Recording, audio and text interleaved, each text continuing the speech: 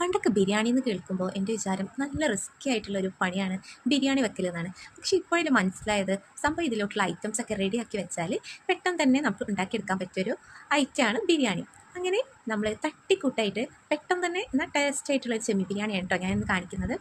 അതിന് വേണ്ടിയിട്ട് ഫസ്റ്റ് തന്നെ ചെമ്മീൻ നമ്മൾ ചെറുതായിട്ടൊന്ന് പൊരിച്ചെടുത്തിട്ടുണ്ട്, അതായത് ഹാഫ് വേവിലൊന്ന് പൊരിച്ചെടുത്തിട്ടുണ്ട് കേട്ടോ. മഞ്ഞൾപ്പൊടി, മുളക് പൊടി, ഉപ്പൊക്കെ ചേർത്തിട്ടൊന്ന് പൊരിച്ചെടുത്തിട്ടുള്ളതാണ്. പിന്നെ അതിലോട്ട് വേണ്ടിയിട്ടുള്ള മെയിൻ ഐറ്റം സവാള 2-3 സവാള. നമുക്ക് എങ്ങനെയാണ് മസാല കൂടുതൽ വേണമെന്നുണ്ടെങ്കിൽ കൂടുതൽ സവാള എടുക്കുക, കുറഞ്ഞത് മതി ഉണ്ടെങ്കിൽ കുറഞ്ഞത് എടുത്താൽ മതി കേട്ടോ. അപ്പോൾ നമ്മളിവിടെ കുറച്ച് സവാളയും ഇഞ്ചിയും വെളുത്തുള്ളിയും പച്ചമുളകും കൂടെ ചതച്ചും പിന്നെ അതുപോലെ കുറച്ച് ചപ്പ് പുതിന ഇല്ലായിരുന്നു കേട്ടോ, പുതിന എടുത്തിട്ടില്ല.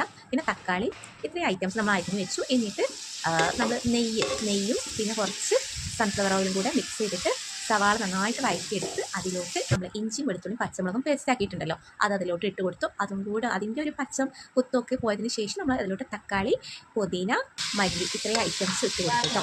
അപ്പം ഇതും കൂടെ നന്നായിട്ടൊന്ന് വഴന്ന് വരുന്ന വരെ അതിനുള്ളിൽ നമുക്ക് നെയ്ച്ചോറായിട്ടാണ് നമ്മൾ ചോറ് റെഡിയാക്കി എടുക്കുന്നത്. അപ്പോൾ അതിലോട്ട് വേണ്ടിയിട്ടുള്ള സൺഫ്ലവർ ഓയിൽ ഒഴിച്ച് നെയ്യ് ഒഴിച്ചിട്ട് അതിലോട്ട് നമ്മുടെ സ്പൈസസ് ഒക്കെ, ഇപ്പോൾ നമ്മുടെ സ്പൈസസ് ഒക്കെ സെറ്റായിട്ട് വന്നിട്ടുണ്ട്. ആ ടൈമിൽ നമ്മൾ നെയ്ച്ചോറ് മോഡലിലാണ് ചോറ് ഉണ്ടാക്കുന്നത്. അപ്പോൾ അതിലോട്ട് നമ്മൾ ആവശ്യത്തിനുള്ള വെള്ളം ഒഴിച്ച് കൊടുത്തിട്ടുണ്ട് കേട്ടോ. അപ്പോൾ ആ ഒരു ടൈമിൽ നമ്മുടെ തക്കാളിയും ഇതൊക്കെ നന്നായിട്ട് വയന്ന് വന്നിട്ടുണ്ട്. നമുക്ക് അതിലോട്ട് പൊടി ചേർക്കണം. അപ്പോഴേക്കും ഇവിടെ വെള്ളം തിളച്ചപ്പോൾ നമ്മൾ അതിലോട്ട് അരിയും ഇട്ട് കൊടുത്തു കേട്ടോ. ഇനി അതൊന്ന് നന്നായിട്ട് തിളച്ച് വരണം. ഇനി നമ്മൾ ഇതിലോട്ട് നമ്മൾ പൊടി ഐറ്റംസ് ആണ് ഇട്ട് കൊടുക്കുന്നത്. പൊടി ഐറ്റംസ് ആയിട്ട് നമ്മൾ മഞ്ഞൾപ്പൊടിയും ഗരം മസാലയും പിന്നെ കുരുമുളക് പൊടി ഉണ്ടെങ്കിൽ അതും കൂടി ഇട്ട് കൊടുത്താൽ മതി. പിന്നെ ആവശ്യത്തിന് ഉപ്പ് ഇട്ട് കൊടുക്കുക കേട്ടോ. നമ്മൾ ഇതുവരെ ഉപ്പിട്ട് കൊടുത്തിട്ടില്ല, അപ്പോൾ ഉപ്പ് ആവശ്യത്തിന് ഇട്ട് കൊടുക്കുക. പിന്നെ നമുക്ക് പുളിക്ക് വേണ്ടിയിട്ട് തൈര് ഒഴിച്ച് കൊടുക്കുക കേട്ടോ.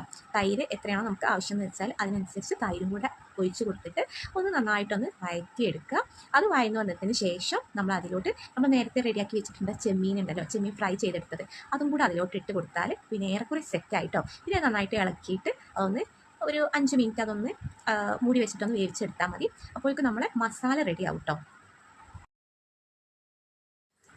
അതിനിടയ്ക്ക് നമ്മുടെ നെയ്ച്ചോറ് ഏകദേശം റെഡി ആയിക്കൊണ്ടിരിക്കുന്നുണ്ട്. അപ്പോൾ ഇതിലോട്ട് നമ്മൾ ഉപ്പ് ചേർത്ത് കൊടുത്തിരുന്നു കേട്ടോ. അത് ഞാൻ പറയാൻ വിട്ട് പോയതാണ്. ഉപ്പ് നമ്മൾ ആവശ്യത്തിന് ഇട്ട് കൊടുത്തിരുന്നു. അപ്പോൾ അങ്ങനെ നമ്മുടെ ചോറ് അവിടെ സെറ്റ് ആയിക്കൊണ്ടിരിക്കുകയാണ്. ഇനി നമ്മുടെ മസാല റെഡിയാക്കിയതിൽ നമ്മൾ മല്ലിയില ഇട്ട് കൊടുത്തിട്ടില്ലായിരുന്നു. അപ്പോൾ മല്ലിയില കുറച്ച് കിട്ടിയപ്പോൾ അതും ഇട്ടു. പിന്നെ അതൊരു രമ്പയില എന്ന് പറഞ്ഞിട്ടുള്ളൊരു ഇലയാണ് കേട്ടോ. അപ്പോൾ അതും ഇട്ട് കൊടുത്തു. നല്ലതാണ്, നല്ല ഫ്ലേവറും കാര്യങ്ങളും തരും. അപ്പോൾ അത് നമ്മൾ അതിലോട്ട് ഇട്ട് കൊടുത്തു. പിന്നെ നമ്മൾ നെയ്ച്ചോറ് ഉണ്ടാക്കുന്ന അതിലോട്ട് ഒരു കഷ്ണം ഇട്ട് കൊടുത്തു കേട്ടോ. അങ്ങനെ നമ്മുടെ ചോറും അവിടെ സെറ്റായിട്ട് കിട്ടിയിട്ടുണ്ട്. ഇനി നമുക്ക് ദമ്മിടാനുള്ള പരിപാടിയും കൂടെ ഉള്ളൂ. അപ്പോൾ നമ്മൾ ദമ്മിടാൻ പോവുകയാണ്. നമ്മുടെ മസാല ഇവിടെ സെറ്റായിട്ട് കിട്ടിയിട്ടുണ്ട്.